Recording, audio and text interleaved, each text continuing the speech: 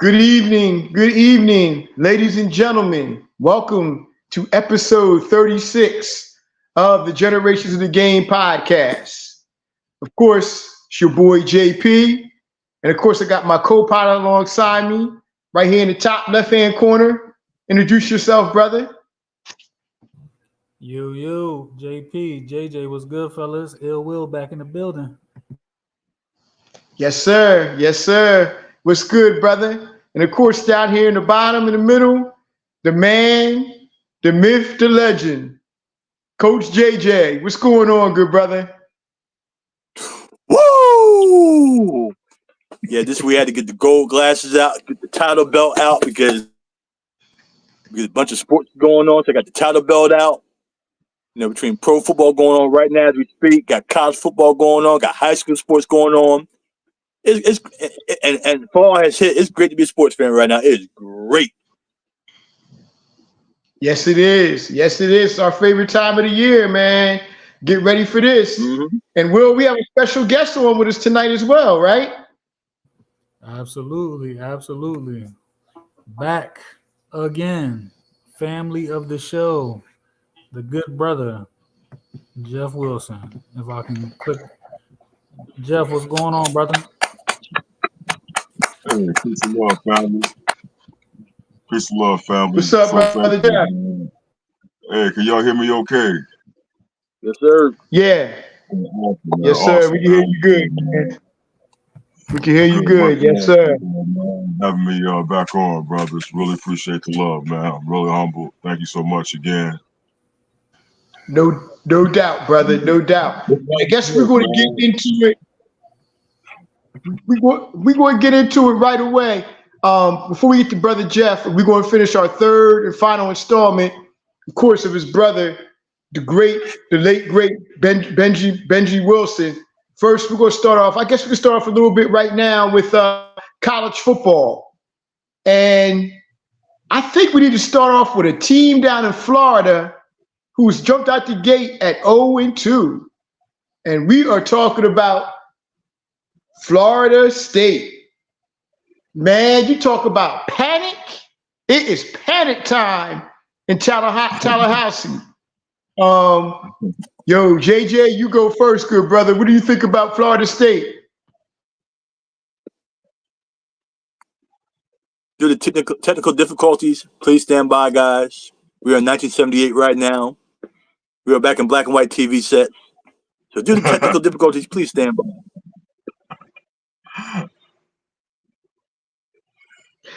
I asked you, I said, what do you think about Florida State, JJ?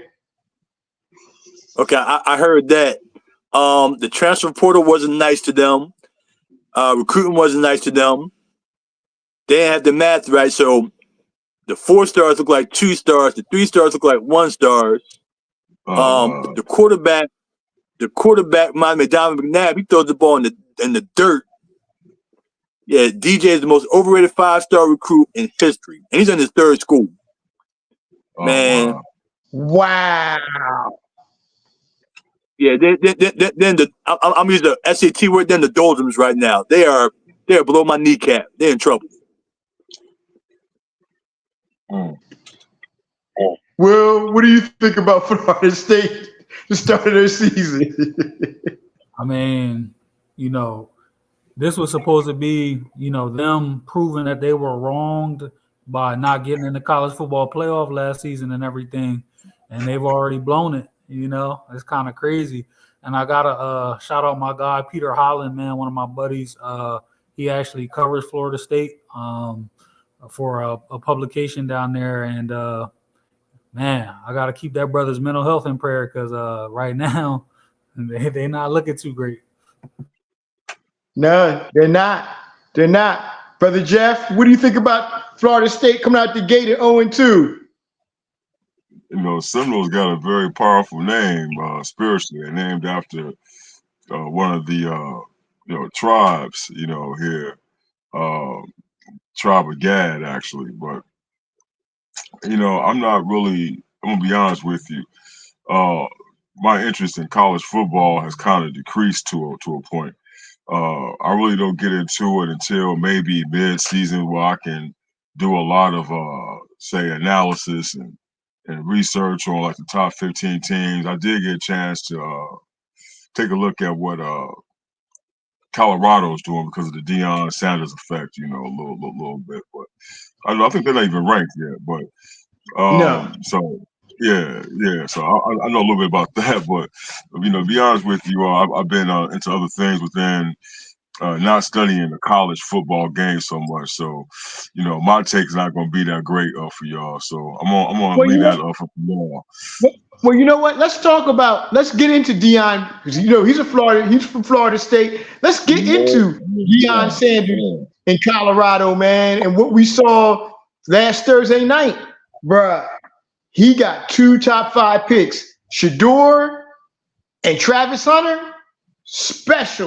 Special combination. So, brother Jeff, what do you think about Shador Sanders and Travis Hunter, man?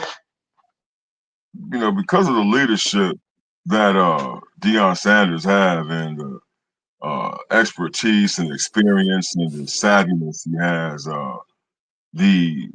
his name is prime time for a reason, and the effect he has had on the game of football, he kind of revolutionized the sport within him playing the safety position and also being a true professional, a true showman for the game. They got the best teacher. You know, they got one of the best teachers in the whole wide world within being a pro, being responsible for your community, being responsible for your teammates, being a role model, being a productive athlete to bring forth the talent every night within having that team to win. He carries so many great values. I've listened to him speak so many times. So, you know, they're in awesome hands. They're in awesome hands. And his wisdom within life and other, say, instincts that he carries intellectually, the sky's the limit for those guys. Sky's the limit for those guys. Right, definitely, I agree. JJ, what do you think about what you see from Colorado, and especially when you see Shador, Travis Hunter, and Deion? Okay, guys, listen carefully. I coached high school football from 2001 to 2005, so it's going to sound a little harsh, but when November comes, you might either going to say, JJ, you absolutely correct. We're going to say, JJ, you're crazy. All right, peep this. In football, you need an offensive line and defensive line to make things happen. You need the offensive line to protect the quarterback. You need a defensive line to penetrate, get to the other team's quarterback. Colorado had a lot of issues last year with the offensive line, defensive line. I'm afraid that Colorado didn't address it better. Even though Warren Sapp is coaching D-line, I think they're going to have some problems in the Big 12. So if they go 5-7, don't be shocked. If they do worse, that means my analysis is correct. If they do better than 5-7, then I'm wrong. But the O-line, D-line is the Achilles, and I think as the season goes on, they're gonna have some problems. They're gonna have some problems now. Shador will go in the league and he'll make the league, you know, get on the roster and, you know, get opportunity, but I just hope he stays on his feet. I hope he don't get his head knocked off. Like real talk. Bro, he's gonna be a top 10 pick in the draft, man. I mean, when he gets better talent, he has talent around him with Joe Horn's son and Travis Hunter. But when he gets better protection and you know a running game and stuff, when he gets to the pros, you're gonna see him really shine. And I expect him to have a big year this year. Travis Hunter, man, he's just man. Travis Hunter might be the most talented football player we've ever seen, man. I'm gonna keep it a buck. He might be the most talented football player we ever seen. I still don't know what his best position is. He could be Justin Jefferson on the offensive end at wide receiver, or he could be Deion Sanders, Charles Woodson like on the defensive end. Really? I mean, you know, it's either or. But this kid is one of the most talented players we've ever seen in college football, and he's electrifying. Whether he's on the defensive side or the offensive side of the ball, man. And you know, I like some things that he talked about. He said he's not into going out He's not into partying. He's not into that stuff there. The only thing he's into is being the best football player he can. And he said he has a 4.0 GPA. Deion Sanders, you can say what you want about whatever. He knows how to motivate people.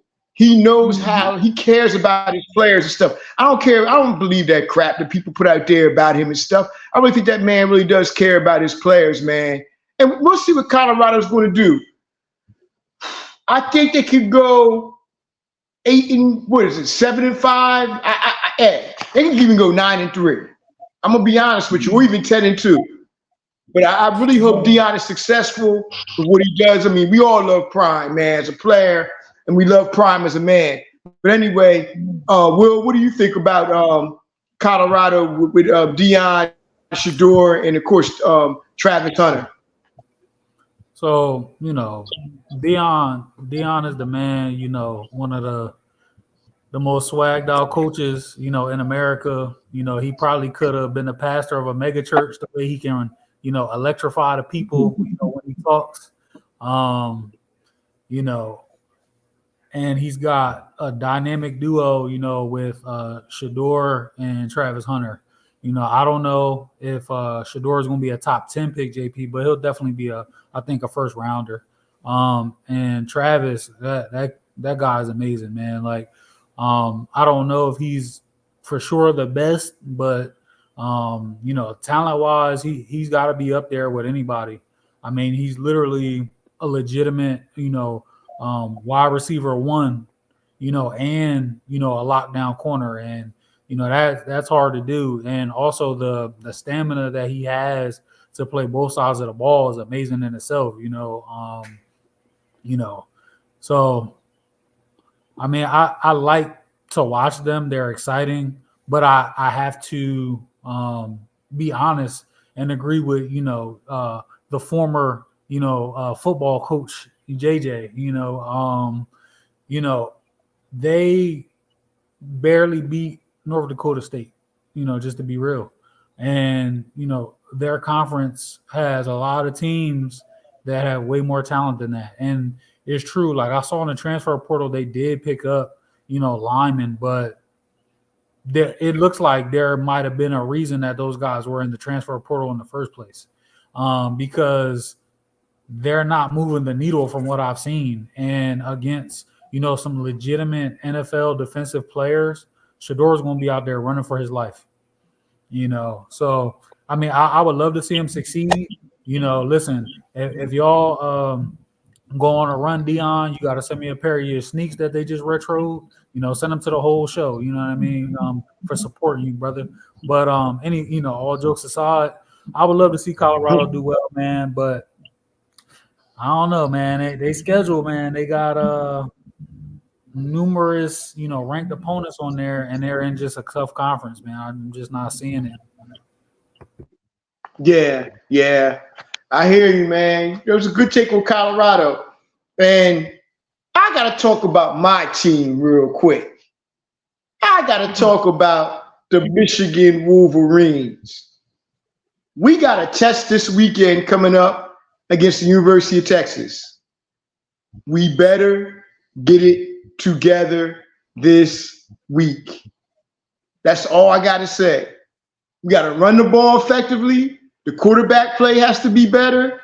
The defense did good. They got up a little bit at the end, but overall, the defense played well. The offense has to come together, because if they don't, it's going to be a sad day in the big house. The big house is going to be like the little house. So hopefully we get everything together this week. Coach Moore's going to have them prepared. So, looking forward to this big matchup this week against the University of Texas. JJ, I'm going to start with you, man. I know how you are with the University of Texas, man. Go ahead.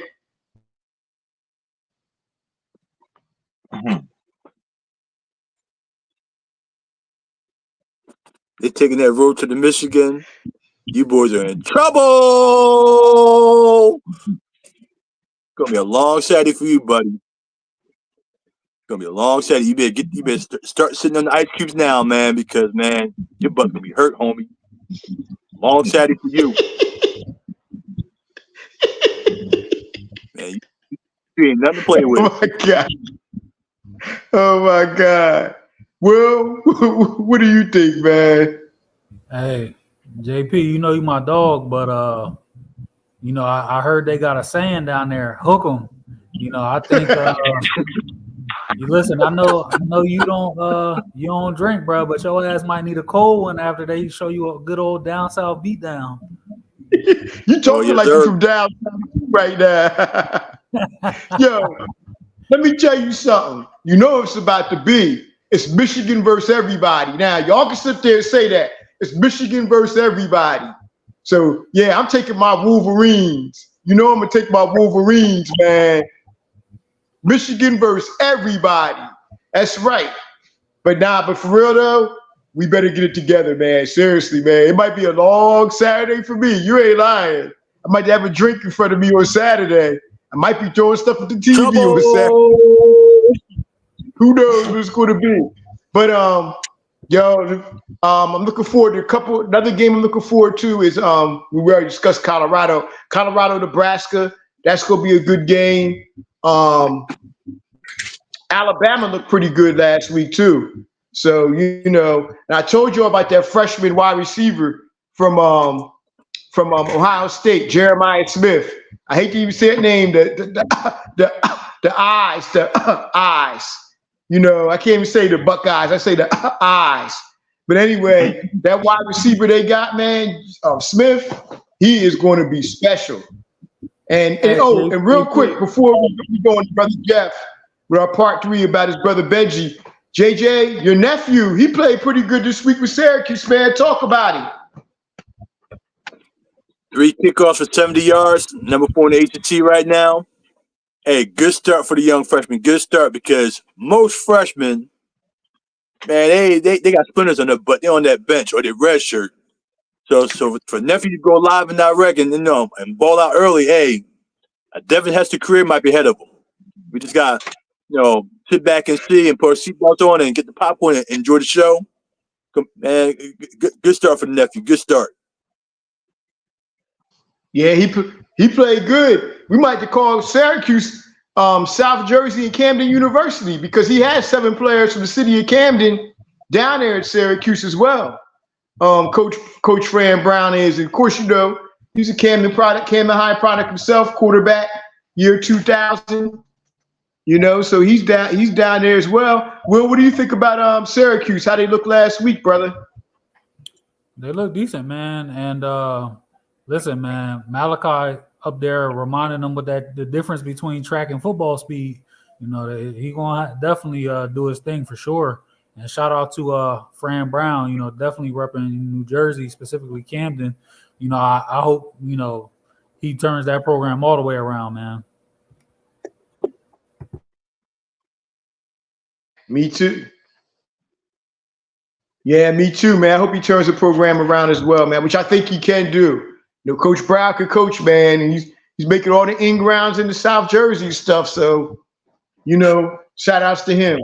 Okay. Now, as we go into our next segment here, we are going to discuss our good brother here, Jeff Wilson, his brother Benjamin Wilson, Ben Benji Wilson, the legend. Going to talk about his junior year in high school in Chicago, where he led them to their first state championship. And they went 30-1. Brother Jeff, have at it, man, about the great Benji Wilson. I'll be curious. Again, I want to say thank you for having me on to bring light to my brother's legacy. I love you guys, forever. I mean that from the bottom of my heart. So let me say that for real because, again, I'm in Chicago. No one told me, hey, I have to get on, here. They said that, in Proverbs 18:24 that a stranger would be closer to you than your own brother. So I just want to say thank you all again for real. So as I go back within my emotional but factual life, my experience, to me, it's like yesterday for me, thinking about the activities in the household that summer after they lost to the West Side Collins uh, High School on the West Side in the quarterfinals. So they were 2 steps from becoming city champions. All right, so that was a very emotional time for my brother. I wasn't at that game because he didn't want us to come to the games yet. For some reason, um, he felt once I become where I'm supposed to be, then you all can come see me play. That's just how it was, and I always wondered what that meant. You know, to me, he was my hero, my Superman to me, but he did not allow my mom, uh, myself, my brother Anthony, my brother Curtis, rest his soul, also my brother Curtis. It'll be a year next month, October 8th. So, from what we talked about a lot when we were in communication as a normal brother, little brother relationship, he is older than me by almost 20 years. My brother Curtis, he told me that I'm the one that said to him, "You ain't ready for me to come see you play until you feel you're gonna be what you're supposed to be." To his expectations. So it just wasn't Coach Hammer's expectation; it was Curtis' expectation too. And I have to give my brother Curtis a lot of love on that, and I always have, more even when he was alive. So that summer of '83, the Simeon team practiced religiously on their own plays against the top street ball players throughout the city, as well as the up and coming teams throughout the Chicagoland area. So this is all depth and deep. So they went in all these different neighborhoods, dominated. They didn't lose a game that summer. They woke up at 5 in the morning. Tim Bankston, Rodney Hall, Bobby Tribble, and now, sad to say, the late Kenny Allen. That was the brother who always went to my brother's grave every day and even spent the night at times on my brother's grave. He got a lot of worldwide attention over his heartbreak of my brother's dying. So Kenny Allen, those were the 5 starters that played all through the summer. They ran the same plays. They just got better within their talent. So that year going into his junior year too was also a powerful year for him because everybody was saying that Lowell Hamilton was the best sophomore in the nation. Uh, Also, going to the junior year, he'll be the best uh, junior in the nation as well too. And people don't know this so much, but my brother's that sophomore year was his breakthrough year actually, because he got the attention of national scouts. He just wasn't a. I seen this one comment by this guy I'm not gonna mention who seems not to like my brother, but yet he posted on this basketball page out here in Chicago my brother's most famous article of him being the best player in the country. That was a Sports Extra article. It was on my brother's national page, the Ben Wilson tribute page, tribute to a basketball legend on Facebook. I post our team posted it there for his anniversary for him being ranked #1 player in the country this past July 29th.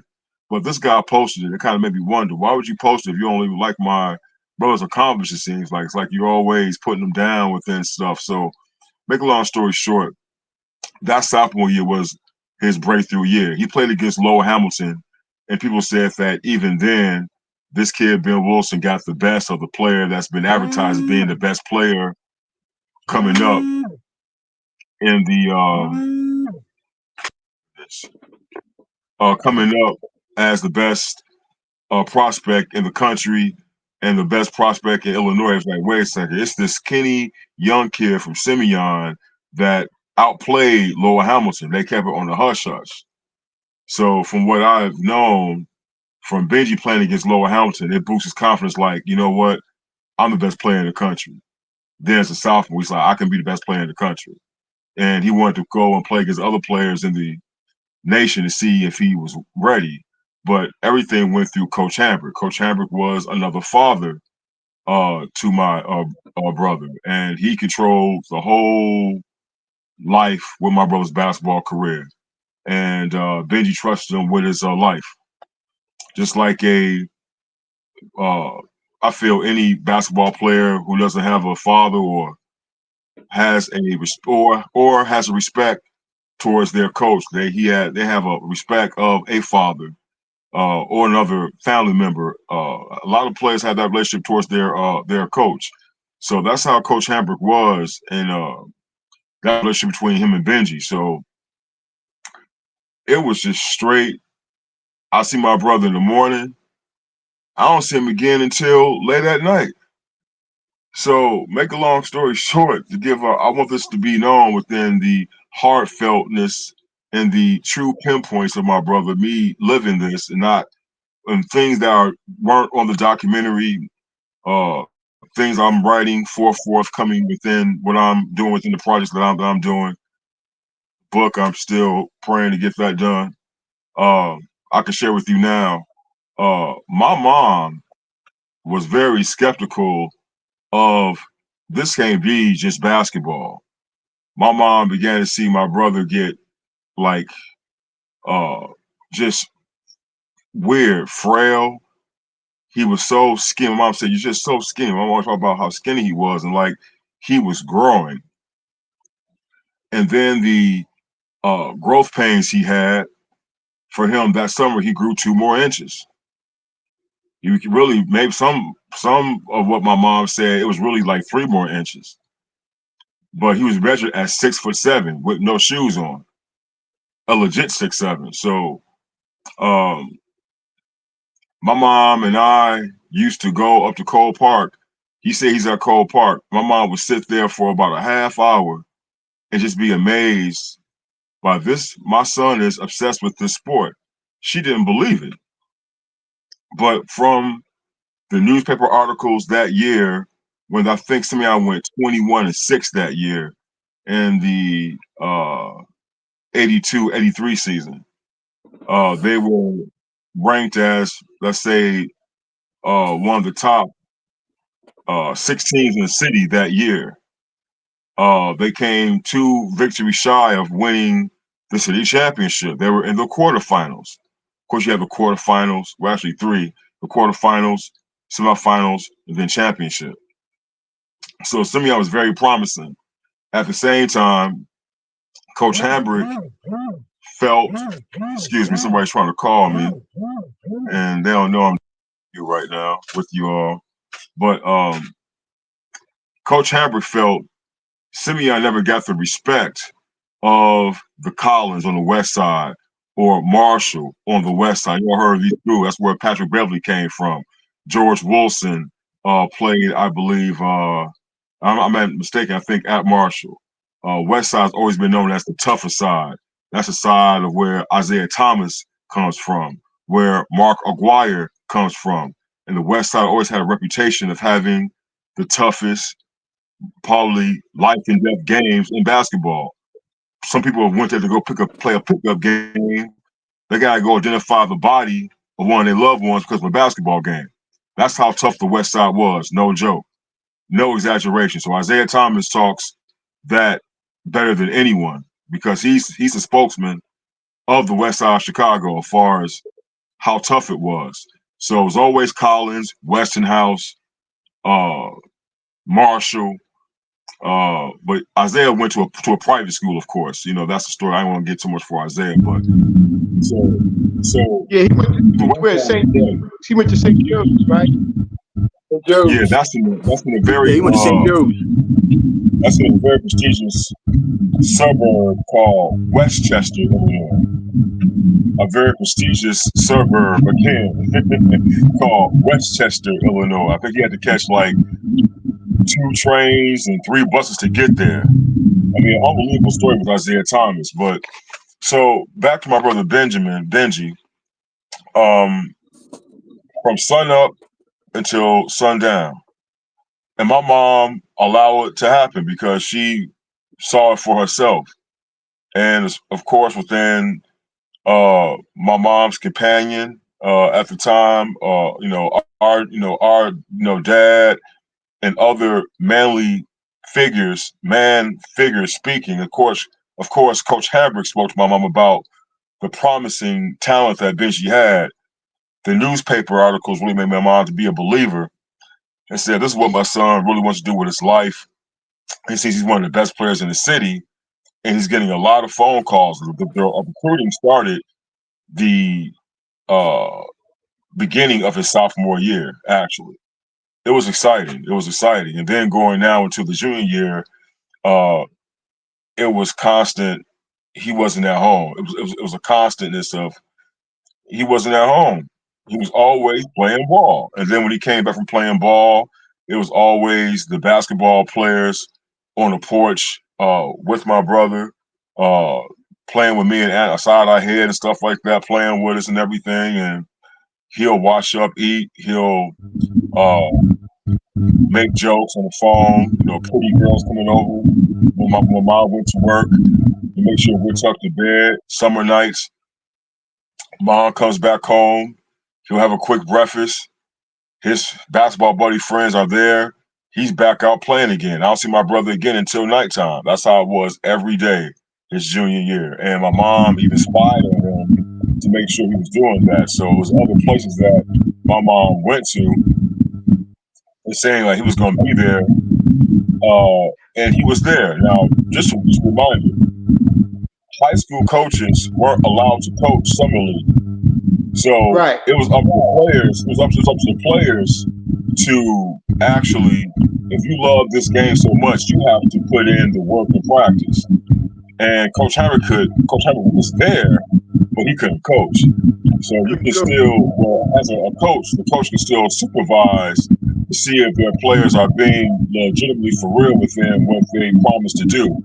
And I tell you, those guys did it more than any expectation known. They did it beyond expectation. So that's how it was during the junior year, the summer, going into a junior year. Brother Jeff, question for you real quick. Let's talk about also the recruitment of Benji Wilson, because we talked, John Thompson actually came to your house, right? No, not John Thompson. I can tell you that because I want a lot of this to be out here as part of the history that I carry that no one else knows. It was one night before Benji got home. My mom was in the front room. I don't know what Anthony was doing. We watching some TV show. But I was the secretary, so I was the one who wrote down all the phone calls. I was the one that was trained by my mom, as well as Benji say, good evening, good morning, good afternoon, Wilson residents. How can I help you? Like, who the heck is this kid talking like this, So at an early age within my broadcast career, it started from my mom and Benji telling me how to address our household when people call. So when people called, I had you can see right here, my notepad and my pen to write down every person that called. If it was a girl, I write that down. If it was one of his homeboys, I write that down. And of course, it was a slew of college schools calling our household. This began his sophomore year. But throughout his sophomore year, from what I was told as well too, Coach Hambrick had that channel through him. But Coach Hambrick had so much respect for Benji with his maturity, he knew he could handle it. And he allowed for the coaches to call the home to speak to him. Because Coach Hambrick put his brain into Benji's brain within, hey, you know what these people are. And Benji and him had like I said, a father-son relationship more than a player-coach relationship, more than a player and coach relationship. And Coach Hambrick trusted him. So from that happening, I had phone calls from, of course, the locals. I think Gene Sullivan from Loyola University. But Loyola wasn't like a household name to a point. They were good after. They were good because they went to the NCAA tournament back in '85 and they played Georgetown. So they were like always like they are now, like in the mirror. But they could be very, very surprising. DePaul, legendary coach, now rest in peace, which I'm kind of shocked that he's dead now. He was very good to my family, very good to my to me as well too. He thought I'd be a player. Joey Meyer, and as well as legendary coach, his dad, Ray Meyer. They were constant in our household, and that was it for me and Benji, because Benji loved DePaul. He cried when they lost to I'm trying to remember the school now they lost to. But anyway, when DePaul lost the NCAA and they were ranked number one the team in the country, Benji loved DePaul. So I thought, DePaul will be it. But it was so many schools, Illinois State and, the mid-major schools, but that one night I picked up the phone and that deep voice I still hear in my head. Oh, this is John Thompson from Georgetown University. I'm trying to get in contact with Ben Wilson. I was like, what? Now, that was, I believe that was not his junior year. You know what? That was his junior year. That was like when he was making headlines once the season started for the 83-84 season. Georgetown didn't win the championship yet, but Georgetown was the school. That's when everybody started to wear the Georgetown Hoya jackets. They were up and coming and expected to win the championship. Everybody wanted to be a Hoya. That's when you had what's the brother name on there? Reggie Williams. He was the number one player in the country that played on that team, and other players. So Georgetown was hot. Georgetown was hot. Yeah. But I got a question for you. Do you think Benji would have gone to Georgetown? That's the first question. And real quick, let me ask JJ. JJ, you got any questions for Brother Jeff? All good. Okay, all good. good. Will, you got okay, just sit back and listen, my best, right? Yeah, so actually, a funny thing between Benji and I. Now remember, I'm 6 years younger, but mature because of my environment. Of course, my older brother, being around older people. I never forget when Coach Collins from Illinois, University now, Illinois was another school, of course, a Big Ten school. When John Thompson called the house and I told Benji, and Jimmy Collins, rest in peace too. So many people in my life are gone. Kind of makes me sad about my life sometimes. It's very emotional. Jimmy Collins was one of the most greatest people I ever met. He was a mentor to me after my brother died. He wanted me to be, he always said, I don't want you to be another Benji. I want you to be you, Jeffrey. I like Jeffrey Wilson. The man let me spend the night in his home and, know his family. He was a beautiful man. I used to go down to the games, everything. So Benji, we're all alive now. So Coach Collins comes to the house one day, talking, and I told Coach Collins, yo, John Thompson called Benji. He going to Georgetown, and he started laughing. So when Benji came in the front room, he joked with Benji saying, oh man, I gotta start recruiting you now because your brother said you're going to Georgetown. So that was a real cool, special moment, not knowing the history of who my brother, is. He's my big brother, not this, he's the best player in the world to me, but it wasn't like being mature enough to understand the recruitment so much. It was all fun.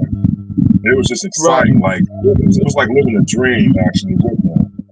Brother Jeff, let me see. Will, you got a question for Brother Jeff? Yeah, well, you kind of already hit on that about the recruitment. I was gonna ask, like, what school, you think Benji would have ended up at? That's hard to say because my brother didn't live, and I think because of the spirituality of things within him playing the way he played, And like I told this to Brother JP before, I'm not ever going to knock any other basketball player. I think once you lace them up and decide this is what you want to do with your life, that's an achievement all in itself, even if you don't become a pro. But the years in the gym, the months in the gym, playing 4 years in high school, whatever it may be, or since grammar school, I applaud all basketball players. The ones who became icons, of course, we applaud them too. You know, I researched Lou Alcindor. I researched Michael Jordan as far as how they played. I researched Isaiah, James Worthy, Sam Perkins, Patrick Ewing, all these players, and no one did not play as hard as my brother. Now, I gave a stat, or we gave a stat this past anniversary of him playing the regular season, going 30, actually it was 31-1, actually. Actually, the one loss Coach Hamburg tried to overturn because the Farragut game where the fight broke out never was completed. So in Simeon's eyes and our eyes, that was an undefeated season. So from playing 32 games, then a few months later, after all the accolades and things, he played in a spring tournament, which he won. Then he played another tournament in the summer and won. Then he went to the AFBE Nike camp in Princeton, New Jersey, became the best player in the country. Came back from there, played another tournament and won. Then played in the Ferrari State Games. That was the Olympics of the state of Illinois and won. That's five now postseason events that he's played since winning the state championship. Then he played in the St. Benedict's tournament and won. That's 7. It was an article I have right here, right now from a sports writer. He said that Ben Wilson played more ball than any pro player, including Isaiah Thomas and Larry Bird. He used Larry Bird and Isaiah as prime basketball junkies because of how much they love the game, saying that this kid played more ball than these pro players. Like, they never seen anything like that ever. And he won it all. Now, from the expectations of he could have been or whatever, I think, and I don't think, I feel and I know, from him doing that in his short life shows you what he was going to become. That's a lot of ball. He lost a lot of weight. I said it on the show before.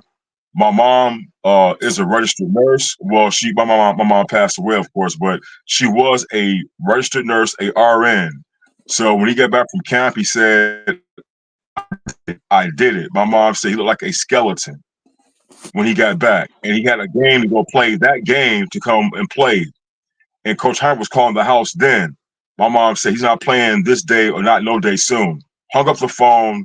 My mom told me to go to the closet room door next between her bedroom, the bathroom, and Benji's room, and get the IV bags out that closet. My mom put the alcohol on him, put the IVs in his arm, put the thing up on the a little holder, and had my brother on IVs of how much basketball he played. Now, to all the basketball players that are listening tonight, this is the true legacy of my great brother, Benji Wilson, Ben Wilson. So I always felt, the competitiveness of him. You have to kill him to beat him. Michael Jordan's competitive edge. So I gave you one of the most awesome templates that I feel that any basketball player could have within what he really, really did. As a very mature 17-year-old basketball player, I always said, and people always said before too, he may have been 17, but his spirit wasn't 17. So that was actually the junior year going to his senior year. I'm talking about him going to those camps and getting the IVs in him and everything. But his junior year was a year of that summer with his teammates preparing for the junior year. And everybody had them ranked 5th in the city. They gave no respect to Simeon. That was the outrage with Coach Hamburg, that he felt that his team, he felt that the team deserved more. And they finally got it after that season. Beating Robeson, who had 9 Division I college prospects, and Simeon beat Robeson 3 times that year.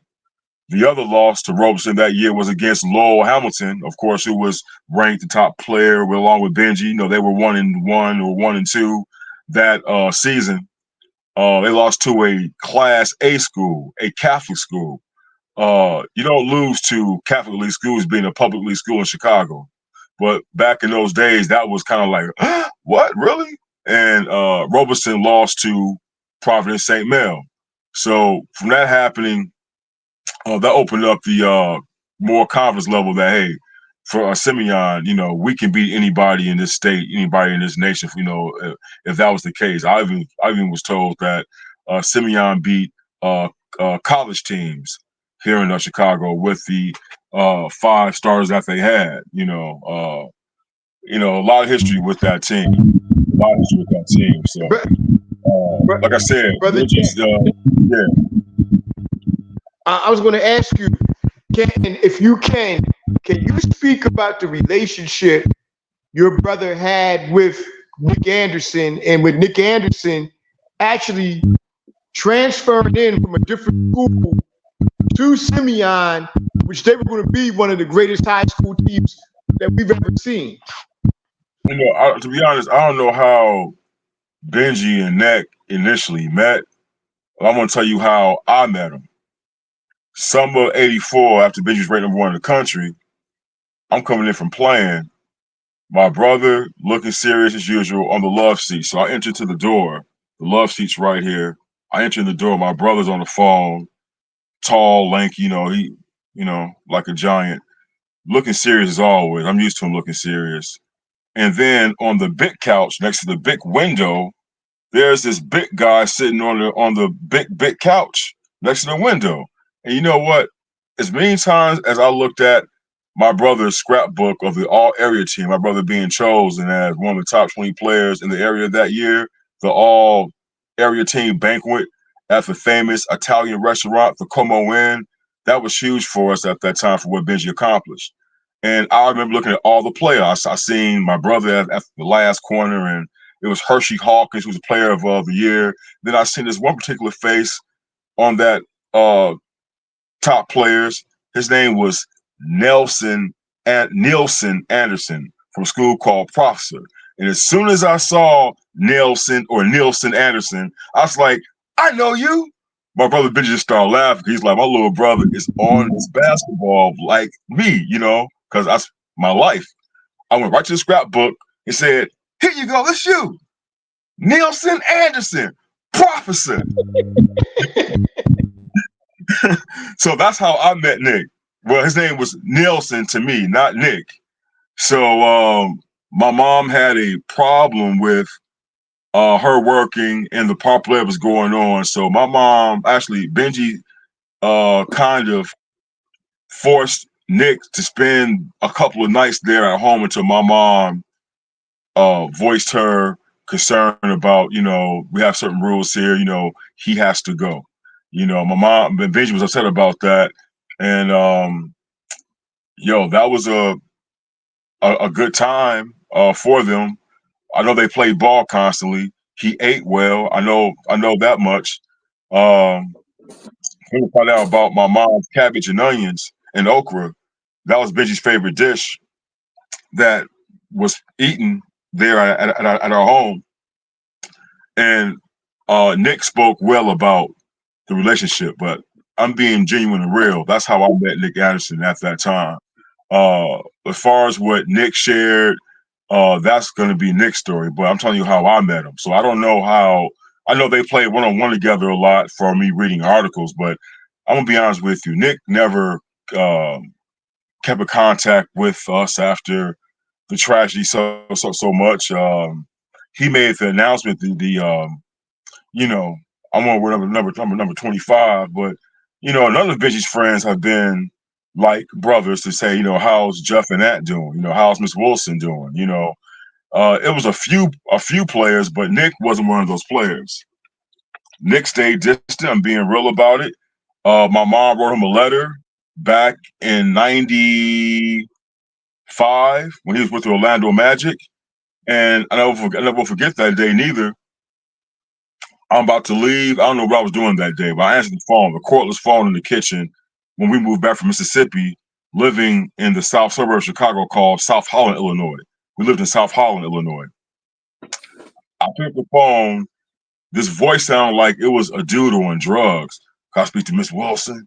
I'm like, okay, hold on. I was like, Mom, phone. So before I left, my mom said in excitement, Nick, with her beautiful Southern charm voice. And I didn't know who Nick was to a point. It didn't ring a bell. I was heading out the door. So when I got back in, my mom said, yo, guess who called me today? I'm like, you left. I should have told you that was Nick Anderson. I'm like, yeah. Now my mom wrote the letter to him saying, about being encouraged. You'll be an all-star one day. I'm proud of what you accomplished. I'm proud of you for talking about my brother, about my son's legacy. You went number 25, stuff like that. So Nick called the house when he got the letter by way regular mail to the Orlando Magic organization. And after that, to be honest, that's the only communication I had with Nick. I mean, sad to say, when he had his Boys in the Hood game, it wasn't like, hey, Jeff, I got tickets for you and your family to come to the game, man. We'll meet, have a little brunch and all that, whatever. I had to pay for tickets myself out of my little check, working at Radio Shack at the time and going to college. I went to that game with me and my girlfriend at the time. All the way out there at the Rosemont Rising, me and her. And hopefully I was wearing a Tommy Hilfiger shirt, a real cool shirt, and some Jabot shorts with the Timberland boots, And I went down to the main floor, Michael Jamal Warner, Da Brat, Teddy Riley, all on the court. One of the people recognized me saying, man, you Benji's brother. Ain't this the guy was like, this should be your brother right here, right? So he let me through with all the VIPs. My girl up top, like, ooh wee, all jocking and stuff because I'm around these, I never had been like that because I was around the best, I was raised under that. So never had, my brother always told me to be humble. These are just people as well, too. My mom, everybody. Anyway, so when I tapped Nick on the shoulder, it was like he didn't even want to see me. He was like, what's up, man? Like, hey, man, so I'm being real with you. Irvin is great. Irvin Small, Eric David, Deion Butler. But Nick is like, okay, you represent my brother's number. I love you for that. I'm always going to love you for that. But, Nick never has been like, I got love for your brother. I'm going to check up on you. Let me tell you something. I've lost so many, say, alternate brothers throughout my life. I've always called their houses, check up on their mom, their kid, their little brother, their sister. It's a lot of them because I had love for their family member. The next in line is the family. So you're going to have love for the family and everybody else. Nick never has done that. Nick, okay, I'll give him love for wearing number 25 and keeping the legacy alive and all that. And I think that's all that needs to be said about Nick Anderson. And that's the absolute truth. When my mom died, can I help you? Want to come down to a game or anything you need? Let me try to help you with his legacy, man. You got a great story here. He was in that fold of major celebrities and all that to make that happen. I'm the brain. I mean, I can write. I can, nothing. So, I just pray that soon, very soon, it's gonna, I'm doing it myself. Say the that. story's here. I was going to say that too. Hopefully, you all can, meet up and stuff, and see each other, and I don't know the situation like that, for what you're speaking and stuff, but life is short, man. You know what I'm saying? And you gotta love the people. You gotta love the people, that you love while they're here, man. And when your brother and him, man, I would like to see, that actually come to some type of fruition, I mean, he did well for himself. I believe he works for the Magic now, and your brother and him, they have that's history right there together. They have, those two is like Magic and Kareem, or Oscar Robertson and Lou Alcindor, and Pippen and Jordan, and that's how that legacy is. So hopefully, it is still, I can understand maybe his distance because it is so painful that right. even when he did the documentary, the tears came out the way they did. That's a lot. Like the recent loss of my wife, I have to go in the corner because my tears are still raw. Now, Benji's been gone in, almost 40 years. And Nick still has those tears fresh like it happened yesterday. So maybe, and it's evident, he had to stay away from it and keep a memory of him to a point where he could control his life rather than, okay, let me talk to the family. Let me talk to, I got love for you. Well, at least he could have said, I got love for you, man, or something, it hasn't been nothing. I haven't spoken to Nick Anderson since 1995. At that Boys in the Hood game he had at the Rosemont Horizon. That was the last time I spoke to Nick Anderson. That was the last time I seen him physically. Yeah. So you're talking what? 31 years since I seen him. Yeah. Well, I hope, man, like I said, brother, I hope that, what I'm saying, you guys can be rectified, everything. Like I said, man, that right there, technical difficulty, please stand by. Yeah, that's your technical difficulty. But anyway, Will, you have any questions? So, was there? I know, obviously, Jeff. There's no player, to you that could touch Ben on the court, of course. Nope. But I wanted to know, was there any player or even team that was considered like a rival during that time? In Chicago, it was a lot. Of course, King was the tier school of excellence in basketball. You had a lot of great basketball players in Chicago. Actually, I made a stat. I did a research myself. That 84, 85 class, my brother was the top ranked player in the country. The top 100 players easily could have been half of Chicago basketball players. I'm going to say it again, so the world could understand the dominancy of Chicago basketball that never has been seen before, heard before. I have those ratings. I'm going to say it again. The top 100 players in the nation at that time of the season of 84, 85, half of it would have been Chicago basketball players. That's how tough it was in the city of Chicago. So from 83 up till 85, 86, you had some extraordinary ball players that never had their shot, but they had their name mentioned. A lot of the players I've had the honor of speaking to that were ranked in that top 100. So technically, the class of 84, 85, it was at least, if I'm right here, let me see, about 19 players out of the city of Chicago throughout the surrounding suburbs that were ranked in the top 100 players in the country. So it's what, 12 players to a roster? Well, it was almost a double roster with Chicago basketball players being ranked in the top 100 players in the country.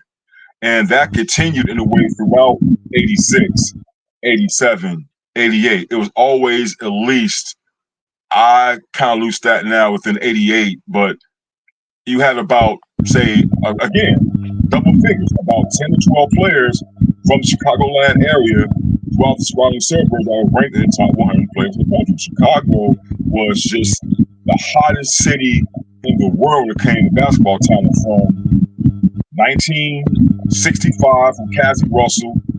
I can say all the way up until, let me see here, from 1965 until, let's say 1992.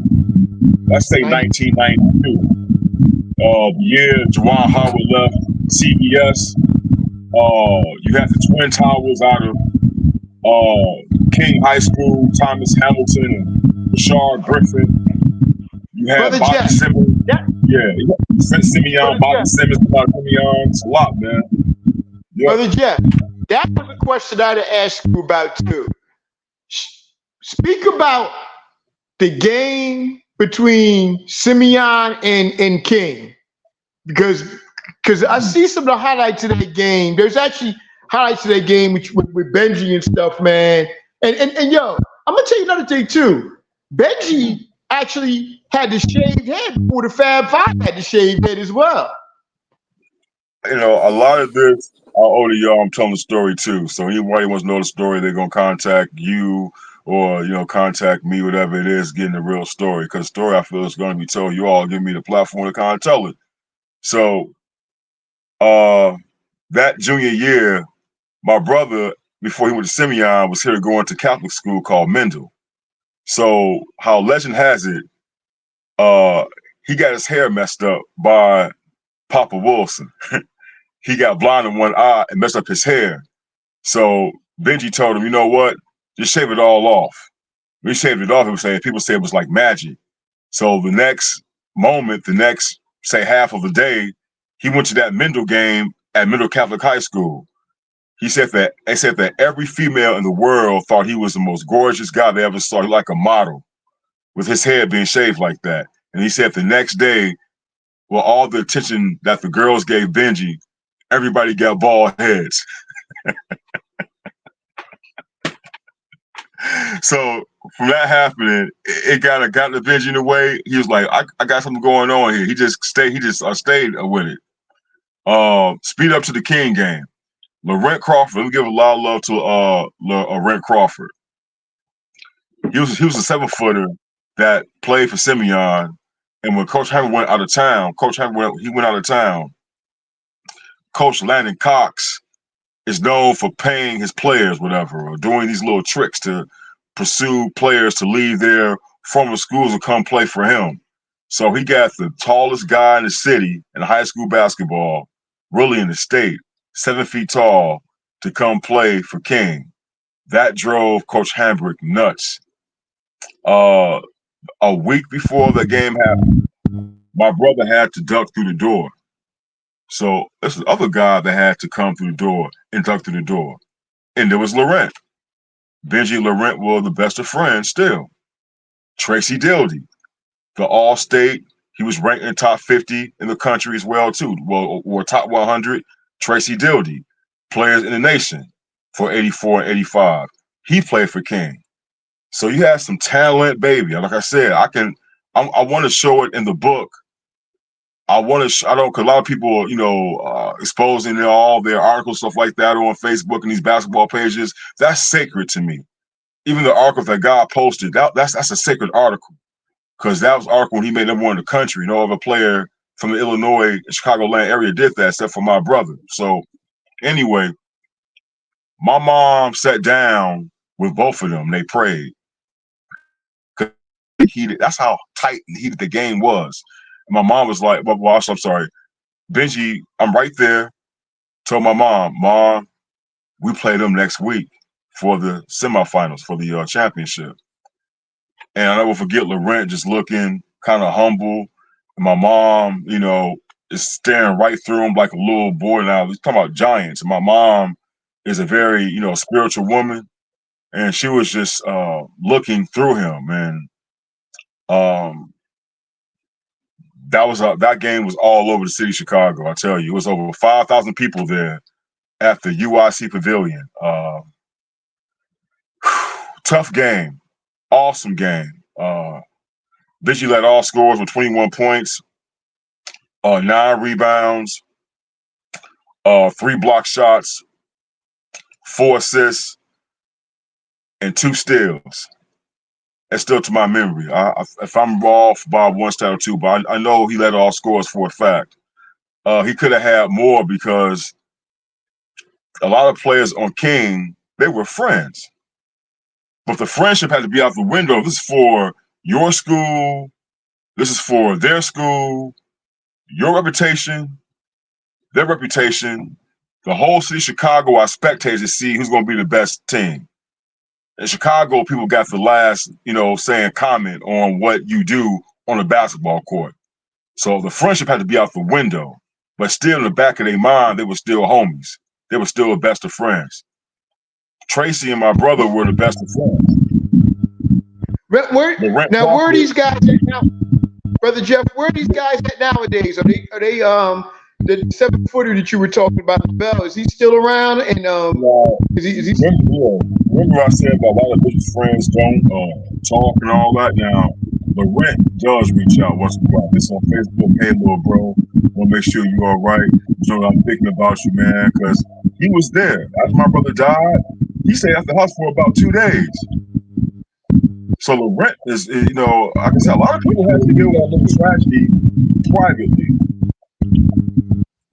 So what school did he go to? What college did he go to? Laurent went, okay, of course he went to King High School, but I believe he went to Cincinnati.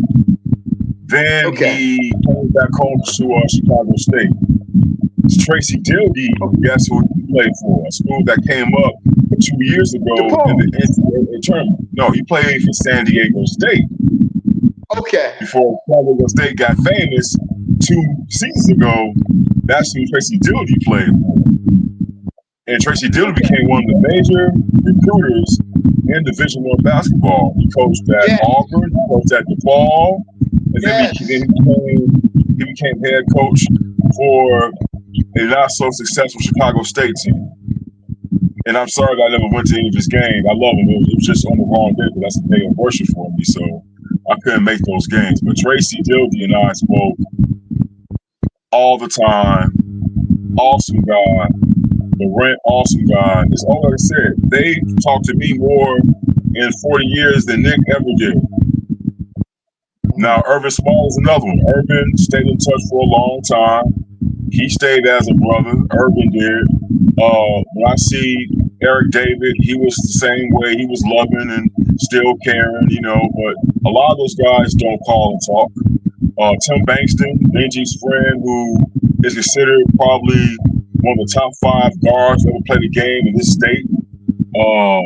A legend, definitely. I can say that because even when I was coming up, I heard about Tim Bankston, and I didn't know that Tim Bankston and my brother were like the best of friends in 7th and 8th grade.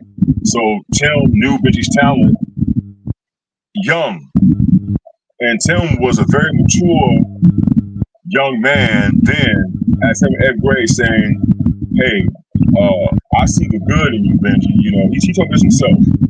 I spent some very quality moments with Tim Bankston some years ago, and in the interview that he gave to me, it's in my heart. I didn't have to write anything down. I remember everything he said because I remember a lot of episodes my brother went through with Tim Bankston. Tim was the enforcer of that team.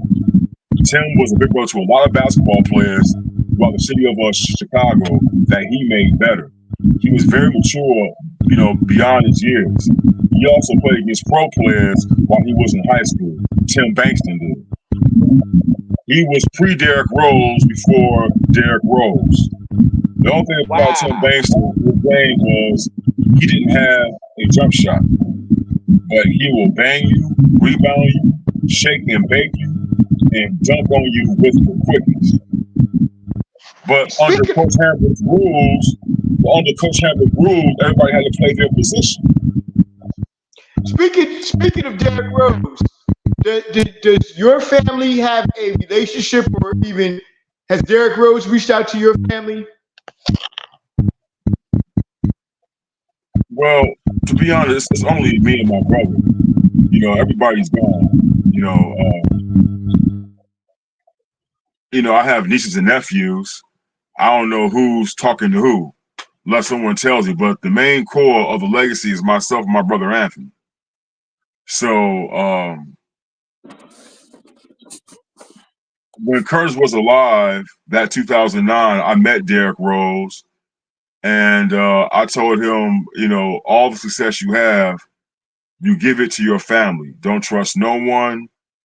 I'm talking from experience because we've been shackled, kindness taken for weakness, everything, not justice of my brother's life dying in that hospital, my brother bleeding to death, none of the funds coming to us. It's been hell, pure hell. I'm not asking for sympathy, I'm just telling you the truth. So I told Derrick Rose, you take care of your family. That's the most important. Take care of your family. And I hugged his mother. I spoke with Reggie, his other brother, and I talked to him about what Coach John Calipari said about him. He gave him a picture of Tiger Woods in his dorm room at Memphis when Coach Calipari was coaching at Memphis. That's why I told him, he said, this can be you. Talk about Tiger Woods. And he lived up to expectations till he got hurt. And I told him that, I told him I've never seen a player at your position like this. And I told him I had a lot of respect for him. And, he's my favorite player. That's when he got Rookie of the Year. So that was 2009. That was the year Coach Hammer. Yeah, Coach Hammer passed away that year, by the way. Coach Hammer passed away that year. In 2009. That's when I met Derrick Rose. Okay. So, yeah. The Simeon legacy, man, is amazing. Have you got a chance to even speak to like the Jabari Parker or what's the other kid that played Simeon too that was good? Kendrick Nunn. Kendrick Nunn. Now, Benji and his dad, Melvin Nunn, are tight. Anthony spoke with Jabari Parker. I spoke with Jabari Parker's dad twice. I never got a chance to meet Jabari Parker. I met his dad again twice. Anthony met Jabari Parker. And I'll let Anthony one day speak his. I can tell you. He told me that because my brother Anthony is 6'6", so he's tall, but very muscular. Because my brother was a pro fighter, boxer, super heavyweight. So my brother is a fit, big guy, and he told me that Jabari said, we're like family, let's keep in touch. So Anthony got his information. I don't know what happened after that. But that was some years ago when he was still playing with the Bulls before he left the NBA. When he was still playing with the Bulls, he played in Boston, he played some other places. But that's about it with Jabari Parker. So again, none of the players are like, hey, let's meet the Wilson brothers. Let's get to know the legacy. Let's see what we can do for them, keep legacy alive. I met a guy from New York by way of Jersey many years ago saying, for me being out here, it kind of hurts me that I got love for your brother. He told me this. He said, don't get me wrong. He says, with all the great basketball legends here, Juwan Howard, Dwayne Wade, Michael Jordan, even Nick Anderson, none of those people are doing anything for you and your family to keep this going. He says, I am. That's heavy, man. But brother Jeff, yep. we're gonna wrap this up, good brother. But yo, let me tell you something, man. Your brother's memory, your brother will never be forgotten, bro. Your brother is, you know what I'm saying? Because we all remember. Well, Will wasn't born then, but JJ, we remember your brother, man. You know what I mean? And like I said, man, it's one of the biggest sports tragedies that of all time, man. It really is. It's up there, like it's like I tell people, I love basketball in the 80s. To me, it was the best era of basketball that, in my opinion, that I've seen. All the players. But I also say as well, it's one of the most tragic eras of basketball too, especially when we have the death of your brother Benji, and we lost Led Bias as well. Year apart, 85 and 86, 84, 85, 86 for Led Bias. And I've always said, if Benji Wilson and Led Bias would have lived, I don't think Michael Jordan would have got 6 rings. I've always said that. I really don't believe he would have gotten 6 rings because I think. Go ahead, bro. Rumor has this is actually true, that the Bulls wanted my brother to come play for them. So it would have been a possibility that my brother and Michael Jordan would have been teammates. Woo! That would have been tough, man. That would have been tough. Hey, before we wrap this up, JJ or Will, do any of you have questions? No. Will, No, no questions. Quality, interview and podcast as always. Yeah. Well, Brother Jeff, we going to wrap this up, man. Hey, you're a friend of the show. You're welcome anytime to come on. We gotta bring you back. We gotta talk about those Chicago Bears, brother. You know that next time you come on with us, we'll see where the Bears are at.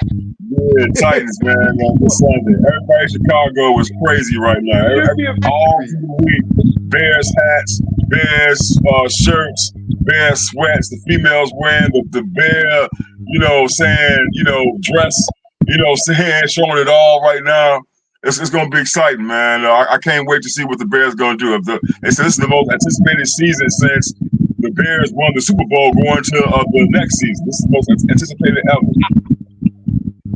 You know what? I believe that, brother, because I'm excited about the Bears because we finally got a quarterback.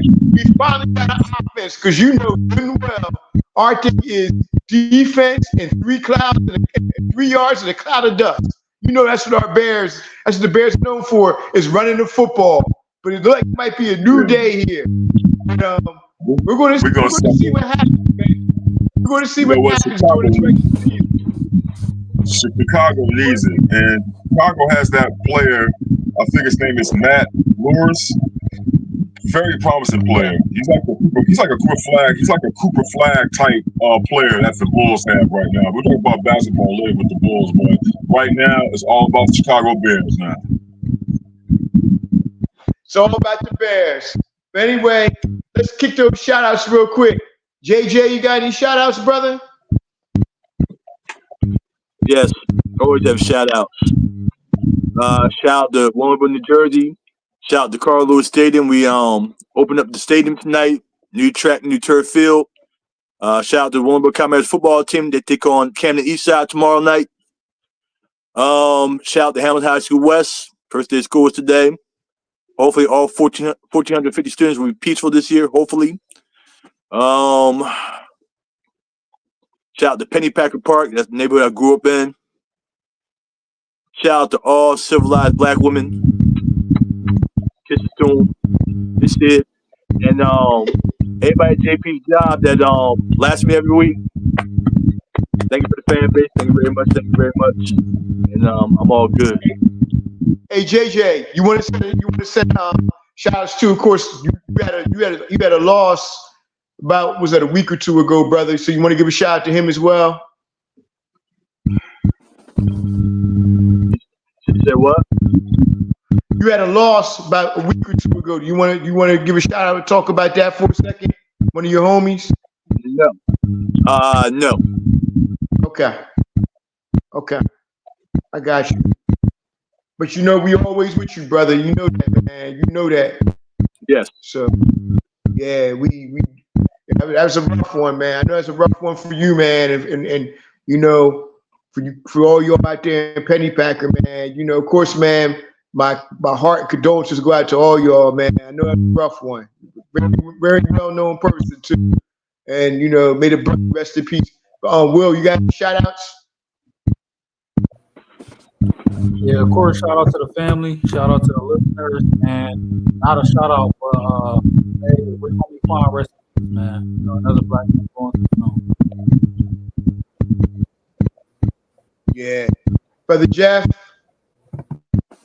to the whole world, to the listeners, of course, to my family, my true supporters.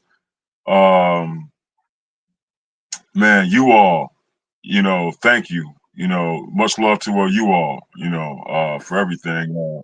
The memory of my loved ones, it's a lot to name. Recently my wife, everything I do is always going to be dedicated to the memory of Dawn. I miss her immensely.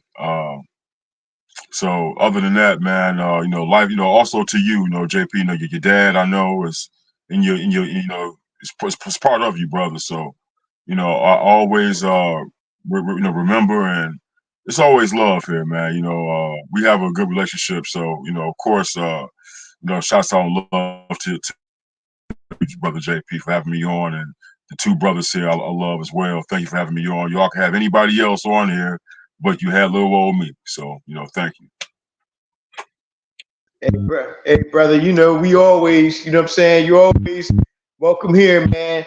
And of course, got a shout out to you, of course, brother Jeff. We always have great conversations and stuff, and just about basketball and about life in general, man. We always, we chop it up. Of course, my brother JJ, my brother for over 30 plus years, man.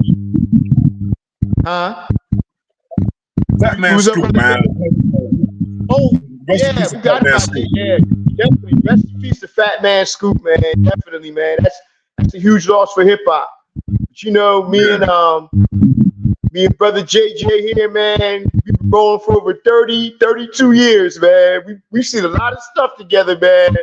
So of course, shout out to my brother. Of course, my little homie, my little brother right here, Will Lyons, definitely, brother. Shout out to you as well. And I wouldn't, of course, man, gotta mention, me and Will suffered a big loss last week. Our brother Sammy, man, August 29th, 2020 was a bad day for us, man, But, we keeping our brother's memory alive. We were doing this for him. We're gonna keep on moving, man. We're gonna keep it moving, but rest in peace, my big little brother Sammy, man. Of course, man. You'll never be forgotten, man. You always have a place in our heart, man. On behalf of brother Jeff, brother JJ, and of course, brother, JJ, how many more days you got till the end of the school year? 179 on school calendar, and on the regular calendar, 289. Okay. That's counting down to 179 counting. And of course, on behalf of JJ, Will, of course, brother Jeff, we actually remember y'all, it's football week, so we're back. Want to wish everybody a great weekend. And always remember, always be good and do good for somebody.